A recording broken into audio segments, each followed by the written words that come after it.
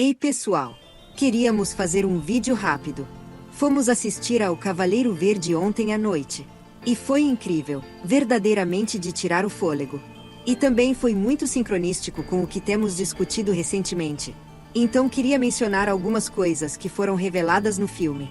Sei que já falamos sobre as pinturas algumas vezes no último vídeo. Mas acreditem, essa é uma informação muito suculenta. Não quero que isso seja uma análise completa do filme. Então vou tentar não dar spoilers. Mas se você quer a experiência completa, recomendo muito que assistam nos cinemas ou aluguem aqui no YouTube.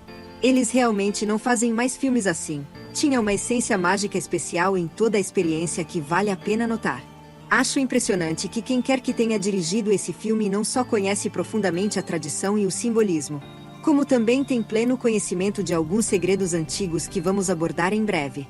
Primeiro, deixa eu ler a descrição do filme para que vocês tenham uma base. É uma aventura épica de fantasia baseada na lenda atemporal arturiana. O Cavaleiro Verde conta a história de Sir Gawain, o sobrinho impetuoso e teimoso do rei Arthur, que embarca em uma ousada jornada para enfrentar o epônimo Cavaleiro Verde, um gigantesco estranho de pele esmeralda e testador de homens. É muito bom ver essas lendas antigas contadas de forma tão mágica usando CGI nos dias de hoje. O filme foi meio que uma viagem, já que é tudo sobre essa jornada de percorrer essas cenas eufóricas e surreais. Tudo bem, vou direto ao ponto. Se você não viu nosso último vídeo sobre Leonardo da Vinci e os antigos artistas renascentistas, ele essencialmente mostra como era impossível para esses artistas criarem as obras da forma que fazemos hoje em dia, ou pelo menos da forma que nos dizem. Notei que muitas pessoas estavam chamando todo mundo de idiota por sequer assistir ao vídeo, porque a solução simples seria que esses artistas 551 usavam apenas uma guada.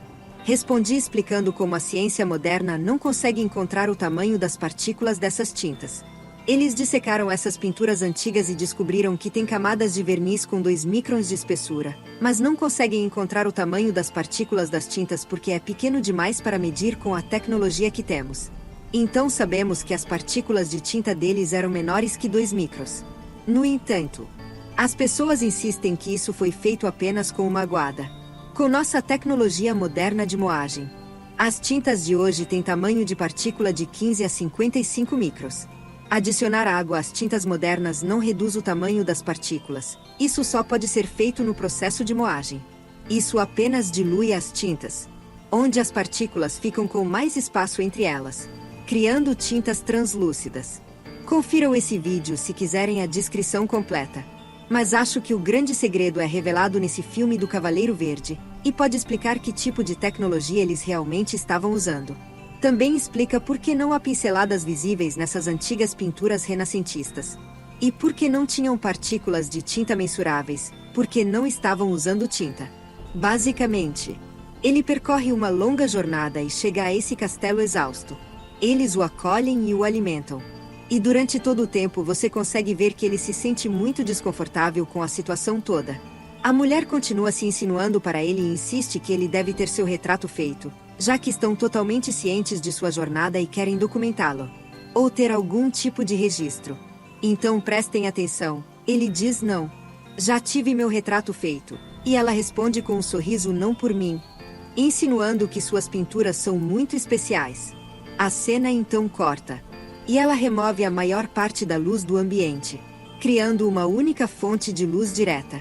Depois aplica algum tipo de solução na tela, não é gesso, mas algum tipo de aplicação química para preparar a tela para receber luz.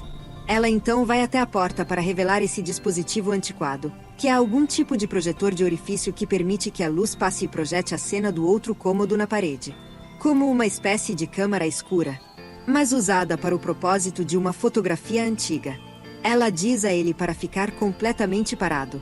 E após alguns segundos ela fecha o dispositivo de orifício. Quando ele vê essa pintura, fica completamente espantado e diz: que maneira estranha de fazer isso. Então para mim é completamente óbvio que o diretor desse filme sabe exatamente o que isso é. Tenho certeza de que há muitos que sabem sobre essa versão antiga da fotografia. E é interessante porque você pode encontrar informações sobre esses antigos artistas usando câmaras escuras. Mas por que é tão descabido pensar que eles poderiam ter desenvolvido algum tipo de produto químico para capturar essa luz numa tela? Ela estava basicamente criando o que em fotografia é conhecido como câmara escura. Vamos falar mais sobre a história da fotografia em outro vídeo. Mas está claro que há algum tipo de encobrimento sobre a progressão dessa tecnologia. É avançada demais para ter surgido do nada, e sabe que tem algo errado quando a história por trás é eles simplesmente a descobriram por acidente. Uma câmera funciona essencialmente da mesma forma, a única diferença é que isso é feito em maior escala, com um cômodo. Mas a câmera tem os mesmos princípios, com espelhos projetando sobre uma placa química. O interessante é que no filme não há dúvida de que estão usando algum tipo de tecnologia de câmara escura onde a imagem está sendo invertida. A única diferença é que estão projetando em uma superfície que vai capturar essa luz, ao invés de ser usada para decalcar, como nos dizem esses historiadores de arte.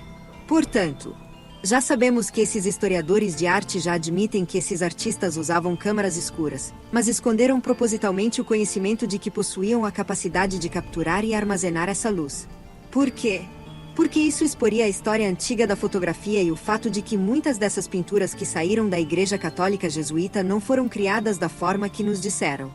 Isso lhes dá poder para ser os maiores criadores de arte da história, e por isso mantém essa tecnologia oculta.